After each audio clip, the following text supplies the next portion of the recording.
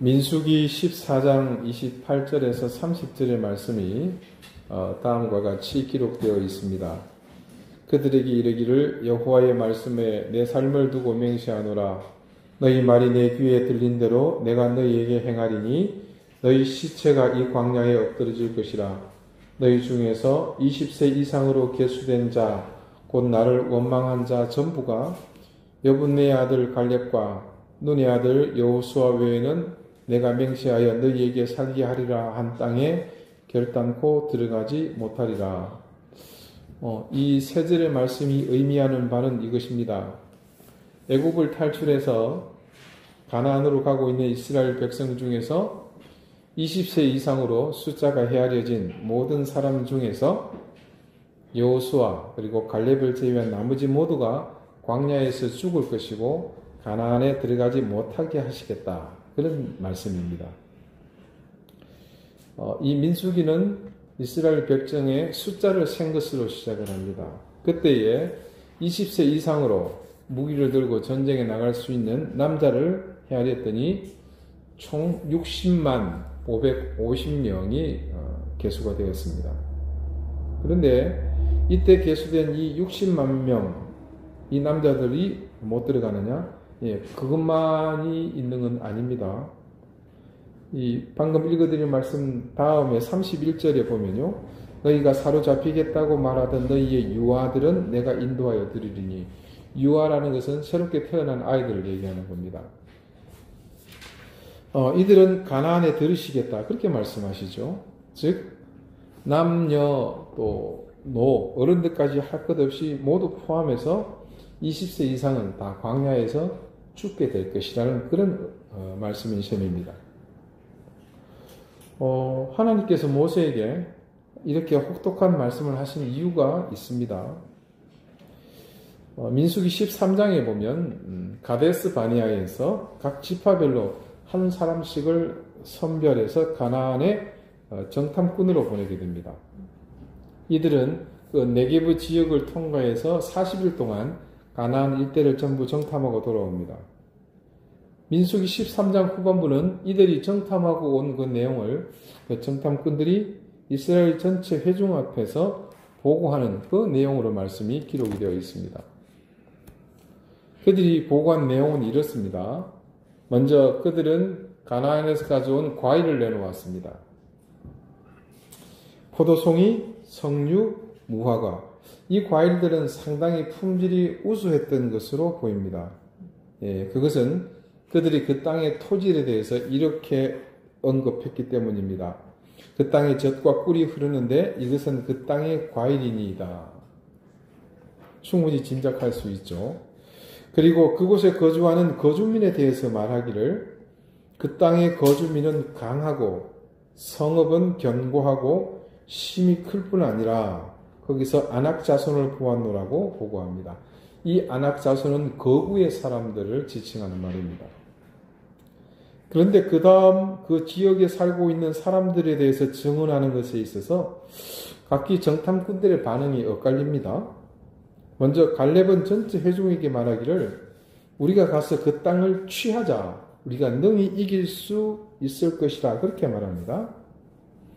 그러나 이에 반해서 다른 갈렙을 제외한 10명의 정탐꾼들은 갈렙과 상반된 보고를 합니다. 우리는 능히 올라가서 그 백성을 치지 못하리라. 그들은 우리보다 강하니라 라고 정반대의 대답을 합니다. 그리고 성경 말씀은 그들의 보고를 이렇게 증언하고 있습니다. 민수기 13장 32절과 33절의 말씀입니다. 이스라엘 자손 앞에서 그 정탐한 땅을 악평하여, 악평하여 여러분 좀 주의를 기울이시기 바랍니다. 이르되 우리가 두루다니며 정탐한 땅은 그 거주민을 삼키는 땅이요 거기서 본 모든 백성은 신장이 장대한 자들이며 거기서 네피림 후손인 아낙 자손의 거인들을 보았나니 우리는 스스로 보기에도 메뚜기 같으니 그들이 보기에도 그와 같았을 것이니라. 자, 말씀은 이들이 보고하기를 진실을 얘기한 것이 아니라 뭐라고요? 악평, 고의성이 있다는 것을 짐작할 수 있죠. 즉 이들은 진술된 보고를 하지 않은 것입니다. 자, 그들이 방금 읽어드린 말씀과 같은 허위 보고를 하자 백성들은 금방 동요했습니다.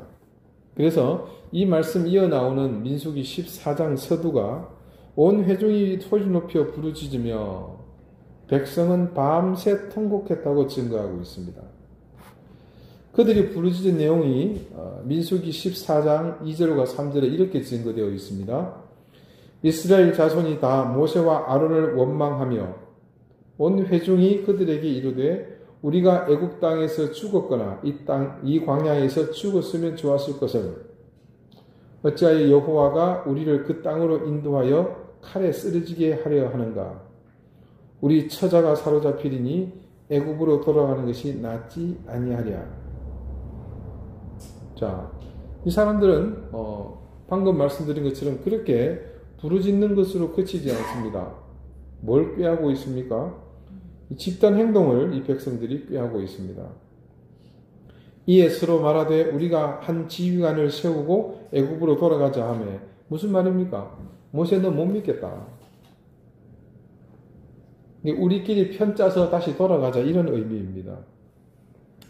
이 말을 듣던 여호수아와 갈렙이 옷을 찢습니다. 그리고 그들의 주장에 대해서 강력히 반발하면서 이런 유명한 말을 남깁니다. 여호와께서 기뻐하시면 그 땅을 우리에게 주시리라. 그 땅 백성을 두려워하지 말라. 그들은 우리의 먹이라. 그들의 보호자는 그들에게서 떠났고 여호와는 우리와 함께 하시느니라. 그럼에도 불구하고 백성들은 하나님을 거역하며 참담하게도 돌을 집어듭니다. 왜 그렇습니까? 왜 그러겠습니까? 지금 이 말을 하고 있는 여호수아와 갈렙을 그 돌로 치려고 하는 것이죠. 그 긴박한 순간, 절처절명의 순간에 하나님의 영광이 이스라엘이 진을 치고 있는 그 진영의 회막에 직접 나타나게 됩니다. 그리고 하나님은 여호와 하나님을 거역하며 불평하고 있는 돌을 들고 있는 그들을 전염병으로 멸하시려고 했습니다. 모세는 하나님의 영광 앞에 엎드려 이 이스라엘 백성을 살려달라고 애원합니다. 하지만 하나님의 진노는 좀처럼 가라앉을 기미가 보이지 않습니다. 모세는 하나님의 영광이 가려지지 않도록 하시라 또 간청합니다. 하나님의 자존심을 건드리는 것이죠. 결국 하나님은 모세의 간청에 따라 그들을 진멸하는 대신 다른 징벌로 마무리를 하십니다. 그 하나님의 징벌이 시작되는 서두가 바로 처음 읽어드린 민수기 14장 28절부터의 말씀입니다. 그 28절 말씀을 제가 다시 한번 읽습니다. 나를 원망하는 이 악한 회중에게 내가 어느 때까지 참으랴. 이스라엘 자손이 나를 향하여 원망하는 바 그 원망하는 말을 내가 들었노라. 예, 그 말씀이 아니네요. 그 뒤에 있는 말씀입니다. 하나님께서 그들의 소리를 듣고 계셨습니다. 특히 하나님께서 주의 깊게 듣고 계셨던 것은 그들이 모세와 아론을 향해서 원망했던 소리입니다. 하나님은 그들의 원망에 대해서 단호하게 말씀하십니다. 그것이 처음 그 28절, 29절, 3절 읽어드린 그 말씀인데 28절 말씀을 다시 읽겠습니다. 그들에게 이르기를 여호와의 말씀에 내 삶을 두고 맹세하노라. 너희 말이 내 귀에 들린 대로 내가 너희에게 행하리라. 자, 이 말씀의 서두는 어떤 선지자나 예언자가 하는 말처럼 들립니다. 왜냐하면 내 삶을 두고 내가 맹세하노니, 예, 내 삶을 두고 내가 맹세한다. 이 말은 여러분 하나님께서 하실 표현은 아니죠. 그러나 이는 분명 여호와 하나님의 말씀입니다. 무슨 뜻이겠습니까? 그만큼 하나님의 진노의 크기가 크다는 것과 더불어 하나님의 의지가 결단이 단호함을 표하고 계신 겁니다. 너희 말이 내 귀에 들린 대로 내가 너희에게 행하리라. 하나님은 이들이 말한 그대로 시행하겠노라고 말씀하고 계십니다. 그래서 그들에게 내리신 또 다른 형벌입니다. 광야에서 다 죽게 하겠다? 우리 그 진노의 말씀을 들었습니다만 거기에 하나를 더 하십니다. 너희는 그 땅을 정탐한 날수인 40일의 하루를 1년으로 쳐서 그 40년간 너희의 죄악을 담당할지니 너희는 그제서야 내가 싫어하면 어떻게 되는지를 알리라 하셨다 하라. 우리는 이스라엘이 광야에서 40년 동안을 지낸 사실을 잘 알고 있습니다. 근데 여러분 이 40년의 세월이요 계속해서 오늘도 걷는다마는 정처 없는 이 발길을 하면서 뜨던 시간이 아닙니다. 그런데 걸었던 시간은 불과 1년 남짓 됐을까요? 그들의 불평을 쏟아내었던 그 가데스 바네아에서 실제로 나머지 걸어가면서 소모된 시간 외에 모든 시간, 그 40년의 세월을 그 광야에 머물면서 죗값을 치러야 했습니다.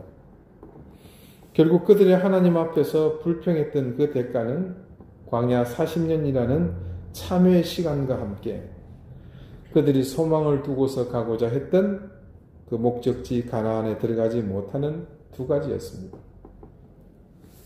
이는 단순한 하나님의 징계가 아니라 그분께서 자신의 삶을 걸고서 그들에게 확정하시고 선포하신 것이었으며 마지막 40년의 세월이 지나도록 그것은 일절 하나님께서 돌이키시지 않으셨습니다. 여러분 한번 생각해 봅시다. 40년의 세월을 한 곳에서 그 일상이 반복된다는 것을 말합니다. 여러분 더군다나 그곳은 풍광이 좋은 것도 아닙니다. 아마 여러분 제주도에서 풍광이 제일 좋다는 곳에 40년 동안 붙박이로 그곳에서 살아라. 그러면 그 인생이 어떨 것 같습니까? 행복하고 즐겁고 기쁘고 만족할 것 같습니까? 그곳은 황무지입니다. 그렇다고 해서 매일매일 뭐 좀 액티비티한 삶이 아주 이어지는 다양한 브라이어트한 삶이 다가오는 것도 아닙니다. 그냥 그곳은 흙먼지 날리는 가데스 바네아일 뿐입니다. 자, 여러분, 그들이 그런 죄악의 세월을 보내면서 하나님께 그리고 얼마나 간구했겠습니까? 그냥 손가락 빨면서 한숨 쉬면서 하루하루 40년의 세월을 보냈겠습니까? 아닙니다. 여러분 같으면 어떻게 하시겠어요? 여기서 죽고 가나안에 들어가지도 못한다고 하는데 어느 누가 가만히 있었겠습니까? 아마 모르긴 해도 수많은 사람들이 여호와 하나님의 법궤를 모셔놓은 회막 주변에서 엎드려서 통곡하면서 매일 살려달라고 하나님께 외치고 부르짖지 않았겠습니까? 그러나 성경 말씀 어디에도 하나님께서 그 40년의 세월을 줄여주셨다거나 아니면 용서해 주셨다는 사실은 찾아볼 수 없습니다. 하나님께서 자신의 삶을 두고서 맹세하신 일은 그렇게 한치의 오차 없이 그대로 그들에게 시행되었습니다. 이스라엘 백성이 하나님을 향해 던진 이 원망의 대가는 혹독했습니다. 단 한치의 양보나 자비 없이 그들은 온전히 40년이라는 세월을 온 몸으로 감내해야 했으며 더욱이 어른들은 그 세월 동안 모두 광야에서 불리의 객이 되고 맙니다. 그 생명이 끊어지고 말았습니다. 오늘 우리 본문 말씀을 같이 한번 읽어보겠습니다. 형제들아 서로 원망하지 말라. 그리하여야 심판을 면하리라. 보라 심판주가 문 밖에 서 계시니라. 이 말씀을 기록한 야고보 사도는 하나님께서 우리가 불평하고 원망하는 것을 얼마나 싫어하시는지를 잘 알고 있었던 것으로 보입니다. 야고보 사도가 오늘 9절 말씀으로 성도들에게 교훈하는 내용을 보면 이 말씀을 보면 충분히 짐작하고 남습니다. 어쩌면 야고보 사도는 일반적인 성도들의 원망이 미치는 그 파장이 너무나 크기에 그것은 주님의 심판 때에 심각하게 정죄받을 일이므로 지금 말하고 있는지도 모르겠습니다. 물론 이때는 교회가 모두 로마로부터 그리고 유대교로부터 심각하게 핍박을 받을 시기입니다. 그래서 교회 공동체는 이런 불평과 원망보다는 더욱 큰 힘으로 결속해야 할 그런 당면 과제들이 그들 앞에 물론 있었습니다. 외부의 그런 위협으로부터 교회를 지켜나가야 하는데 교회 안에 교인들끼리 형제가 서로 화합해서 한 마음으로 공동체를 굳건히 해야 할 상황이었습니다. 그런데 그 가운데 서로에게 원망하는 마음이 있었다? 이 얼마나 힘든 상황입니까? 그것은 스스로가 쉽게 무너져 내릴 수 있는 극히 위험한 조건입니다.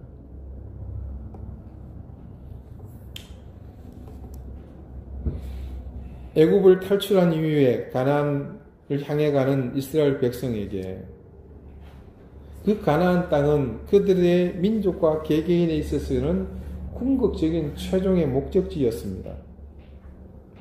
오늘 여러분, 우리 인생의 궁극적인 목적지가 구원받은 하나님의 자녀들에게 허락한 낙원, 영원한 본향인 천국이듯이 그들에게도 그곳이 바로 본향이요, 영원한 낙원이요, 천국이었습니다. 그런데 불평하고 원망한 그들에게 하나님이 어떻게 하셨습니까? 그 가나안 입성을 허락하지 않으셨습니다. 무슨 뜻입니까? 궁극적으로 그들에게는 구원을 허락하지 않으셨다는 의미로 충분히 이해될 수 있는 그런 상황이지 않습니까? 하나님의 그런 의지는 시간이 지난 지금도 마찬가지입니다. 오늘 야고보 사도의 가르침 역시 그런 사실을 명확히 하고 있지 않습니까? 형제들아 서로 원망하지 말라. 그리하여야 심판을 면하리라. 보라, 심판주가 문 밖에 서 계시니라. 원망하는 자들이 피할 수 없는 것이 오늘 있다고 그러지 않습니까? 그것은 심판입니다. 여기서 야고보가 말하는 심판은 그냥 일상적인 그런 심판이 아니라 심판주께서 행하실 일입니다. 무슨 말입니까, 여러분? 종말에 이루어질 궁극적인 판단에 있어서 영원과 영벌로 구분될 그 일을 지금 말하고 있잖아요. 즉 원망으로 인해 심판을 면하지 못한다는 것은 영원, 즉 구원의 길이 서지 못하는 결과를 불러올 수 있음을 이 말씀은 우리에게 지금 시사하고 있습니다. 출애굽한 이후에 광야에서 이스라엘 백성이 원망한 사실에 대해서 가나안에 들어가는 것을 허락하지 않으신 것처럼 초대 이 교회를 구성하고 있는 그리스도인들 향해서도 마찬가지로 원망하는 그들에게 그들 역시 가나안 입성을 허락하지 않으신다라는 것을 이 말씀을 통해서 짐작할 수 있습니다.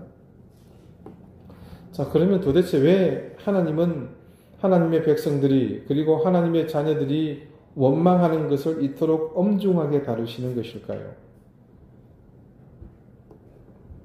그것은 원망이 바로 우리를 향한 하나님의 모든 것에 대해서 나의 의지로 그 하나님의 은혜와 사랑에 맞서는 것이기 때문입니다. 이때 맞선다는 것은 다른 것이 아니라 내가 생각하고 또 내가 판단하고 그리고 그것을 근거로 재단한 그런 나의 기대치에 하나님이 주신 것을 갖다 대서 계산하고 판단하는 것을 말합니다. 그래서 하나님이 주신 것들을 저울에 달아서 저울질합니다. 또 파이터 성분을 조사합니다. 또 시약을 넣어서 테스트하고 그래서 성에 차지 않으면 그때 뭘 한다는 겁니까? 불평하고 원망한다는 것이죠. 즉 이것은 하나님을 거부하고 거절하겠다는 의지의 표현인 것입니다. 바로 그것이 뭐다? 원망인 것이죠.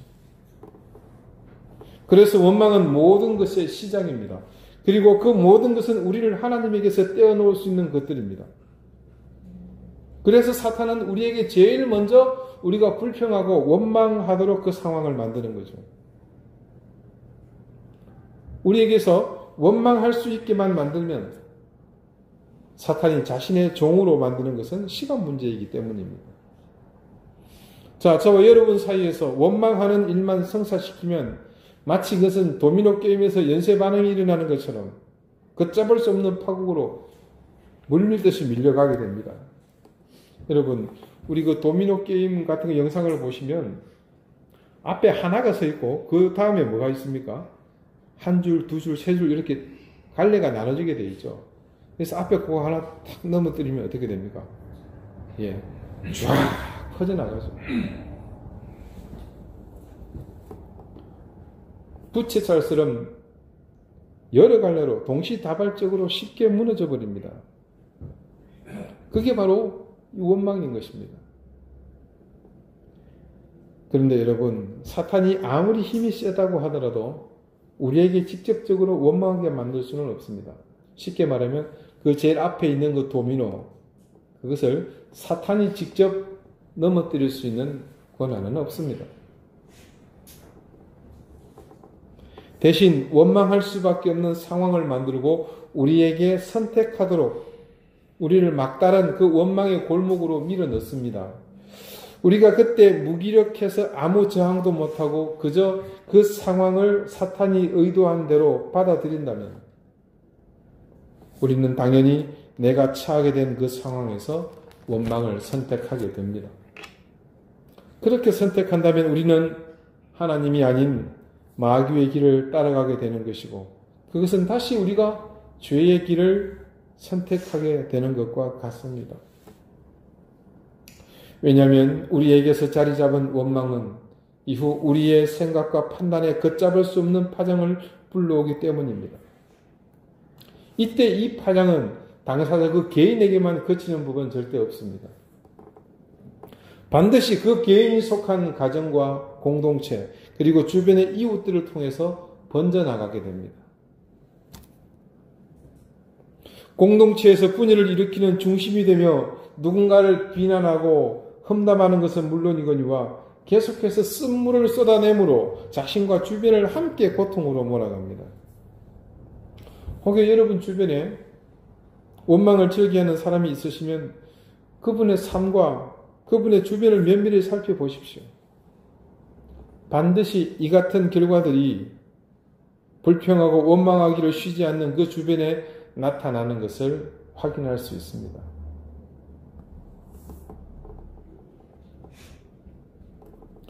여러분, 내가 지금 원망하고 불평하고 있다면 지금 내 속에 주님은 계시지 않는 것입니다. 주님이 계시지 않음으로 인해서 주님의 사랑, 용납하심, 이해하시고 물러나시는 그 은혜로운 모든 삶이 내게서 무의미해집니다.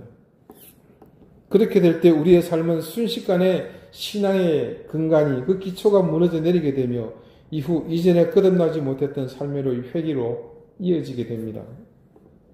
여러분, 그렇게 될 때 그 끝이 어디겠습니까? 우리 문 밖에 서 계신 심판주의 면전이 됩니다. 여러분, 어떤 형편, 어떤 상황이 여러분에게 다가오더라도 불평하거나 원망하지 마십시오. 더군다나 누구를 원망하는 일은 더욱 삼가시기 바랍니다.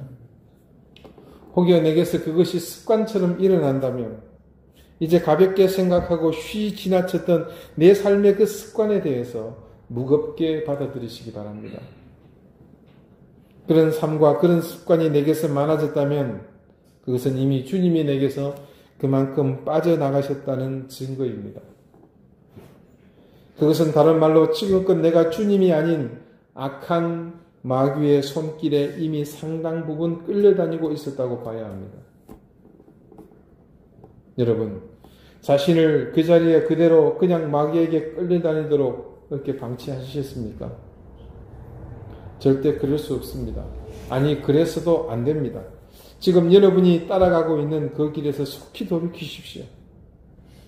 자신이 붙잡고 있는 그 손을 놓으십시오.